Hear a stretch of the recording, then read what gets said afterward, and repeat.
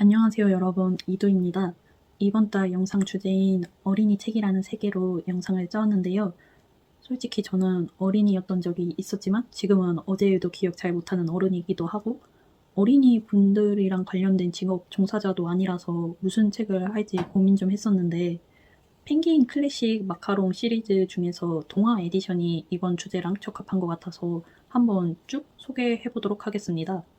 먼저 프랜시스 호지스 버넷의 소공녀는 사라라는 소녀의 이야기로 처음엔 부유하고 다정한 아빠랑 그런 배경 때문에 사람들이 잘 해줬지만 이제 배경과 아빠가 사라지자 사람들의 태도는 돌변하고 이 차가워진 현실을 사라는 상상으로 극복하는 이야기인데요. 소설 속의 사라를 장밋빛 요정에 빗대어서 그런가 표지색도 이쁜 장미색에다가 내용도 생각보다 재미있었습니다. 소공녀 세라로 유명한 작품인데 역시 사람 본인이 좋아야 주변도 좋은 사람들로 채워진다는 교훈도 내포하고 있어서 좋은 작품입니다.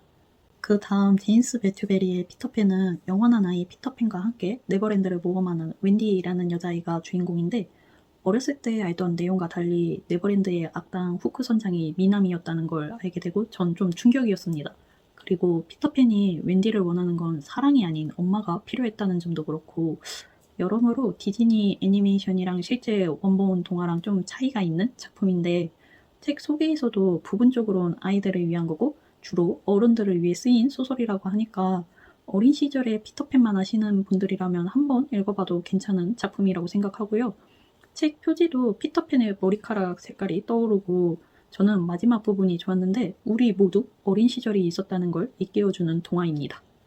그 다음 루이스 캐럴의 이상한 나라의 앨리스랑 거울 나라의 앨리스는 제가 소장하고 있는 책에다가 좋아하는 동화인데요. 앨리스라는 어린 소녀가 시계를 보는 희한한 토끼 따라가다가 원더랜드를 가서 모험을 하는 이야기가 이상한 나라의 앨리스라면 거울 나라의 앨리스는 혼자 체스하면서 고양이랑 놀다가 이제 벽난로 뒤로 넘어가가지고 모든 게 반대인 미러 말 그대로 거울 나라로 들어가서 모험하는 이야기인데 둘 다 일단 등장인물들이 매력적입니다. 그리고 주인공인 앨리스 또한 엉뚱하기도 하고 호기심이 많고 밝은 아이라서 재미있습니다. 책 표지는 앨리스의 금발머리가 생각나는 노란색이고요. 오리지널 일러스트가 조금 살벌하게 있어가지고 약간 만화로 보여주는 게 더 괜찮지 않을까 싶기도 한데 이건 뭐 사람마다 취향은 다르니까 골라 읽으면 될 것 같습니다. 그 다음 찰스 디킨스의 크리스마스 캐럴은 저의 인생 책이기도 합니다. 아주 돈만 밝히는 짠돌이 스크루지 할아버지가 유령에게 붙잡혀서 참교육 받는 내용인데 베풀어야 행복해진다는 교훈과 함께 행복은 생각보다 아주 가까이 있다는 되게 따뜻한 인생 교훈이 담긴 동화고요. 책 표지는 제가 가지고 있는 건 청록색인데 약간 트리가 생각나기도 하고 이 책은 크리스마스 캐럴이랑 그 비하인드 스토리, 다른 비슷한 동화도 담겨져 있어서 좋아하는 책입니다. 다음은 로버트 루이스 스티븐슨의 보물섬인데 이 작가분은 지킬 앤 하이드로 유명한 작가죠. 개인적으로 지킬 앤 하이드는 너무 반전으로 유명한 소설이다 보니까 약간 감흥이 없었고 오히려 저는 보물섬이 더 재미있었습니다. 주인공 짐 호키스라는 한 소년의 보물찾기 모험인데 생각보다 계략과 배신, 반전이 좀 스릴러 소설에서 본 듯한 그런 전개고 어린 소년이 우연히 얻은 보물섬 지도를 그 노리는 해적들이 어떻게 자멸하는지 보는 재미가 있습니다. 원피스를 좋아하시는 분들이라면 좋아할 동화라고 생각합니다. 마지막 생택지 페리의 어린 왕자는 제가 열린 책들 리커버 한정판이 있어서 따로 마카롱 버전으로 안 읽어봤는데요. 본질은 눈에 보이지 않는다는 진한 교훈이 담긴 소설입니다. 앞부분 내용을 좀 설명하자면 화자는 6살에 코끼리를 소화 중인 보아뱀을 그렸는데 어른들은 이 그림을 이해하지 못하고 그냥 이런 거 그림 그리지 말고 공부에 집중하라고 합니다. 6살인 그는 이해 못하는 어른들에게 막 일일이 그림 설명하는 것도 힘들었고 이 소년이 자라게 되면서 이제 비행 조종사라는 직업을 얻은 어른으로 성장하는데 비행 도중에 사고가 나가지고 사하라 사막에 불시착하게 됩니다. 그래서 사막 한복판에 이제 비행기 고치면서 잠시 눈 감고 쉬고 있었는데 대뜸 양 한 마리 그려달라는 소년을 만나게 됩니다. 그렇게 어린 왕자의 첫 만남을 가지게 되었고 사막 한가운데에서 나타난 이 신비로운 소년과 어린 시절을 잠시 묻고 살았던 비행 조종사의 이야기가 좀 펼쳐지는데 어렸을 때는 단순히 재밌었다면 지금은 교훈이 더 많이 보이는 동화이고요. 이 책은 마지막에 어른들을 위한 해설이 있어서 좋았습니다.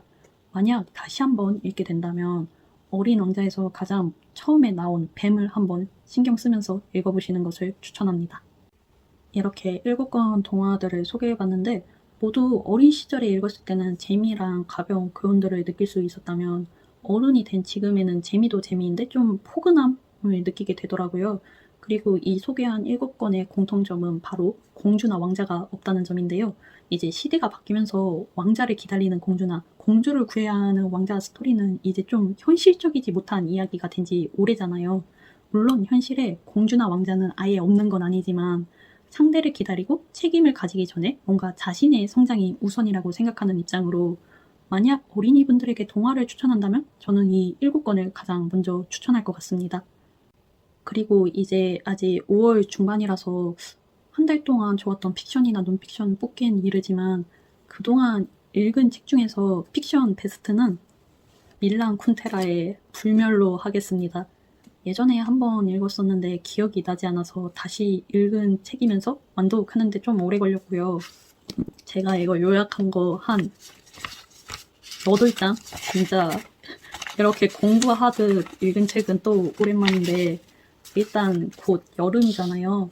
이 책의 표지 느낌도 안에 쿤데라가 수영장에 있는 한 노부인에게 영감받아서 소설 쓰는 내용으로 시작하는 점도 그렇고 그 소설 속 등장 인물 가운데 바다를 좋아하는 인물도 있어서 그냥 어거지로 여름에 읽기 좋은 책으로 괜찮지 않을까 싶은데 사실 밀란 쿤테라가 처음이라면 이 책보다는 그 유명한 참전가를 먼저 읽어보시는 것을 더 추천하긴 합니다.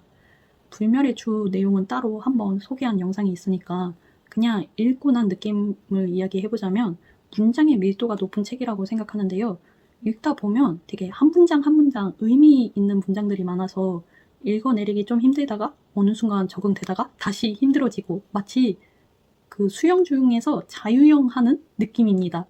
음파 해야 하는데 파음 하면 골로 가듯이 뭔가 소설에서도 쉬운 부분일 때는 그냥 적당히 좀 즐기면서 읽고 어려운 부분은 좀 천천히 생각하면서 읽어야 하고 그런 책임이었습니다.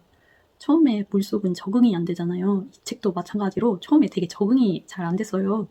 일단 보통 소설 전개는 시간 순서대로 한 가지 이야기라면 이 소설은 소설 속 작가 쿤테라 본인이 직접 등판에다가 거기에서 이제 소설 이야기가 시작되고 갑자기 아예 다른 이야기 하나 툭 나오더니 이제 시간 순서도 왔다 갔다 해지면서 약간 광야로 입장하는 기분인데 그래서 제가 깜지를 쓰듯 진짜 이렇게 많이 썼던 것 같아요. 아무튼 이 책은 7부로 구성되어 있는데 물속에서 적응하면 이제 수영할 수 있듯이 2부 중간까지만 집중해서 읽어보신다면 마지막까지 무사히 완독행 질주를 할 수 있는 책이라고 생각합니다. 쿤데라가 생각하는 불멸에 대해 알 수 있어서 좋았고요. 생은 다른 곳에서라는 책도 읽어보고 싶어집니다. 그 다음 논픽션은 완독한 게 없어서 일단 곧 읽을 거 하나만 소개하자면 요겁니다. 대량 살상 수학무기 요거 읽어볼 생각입니다. 수학이 점점 좀 중요한 시대에 살고 있잖아요.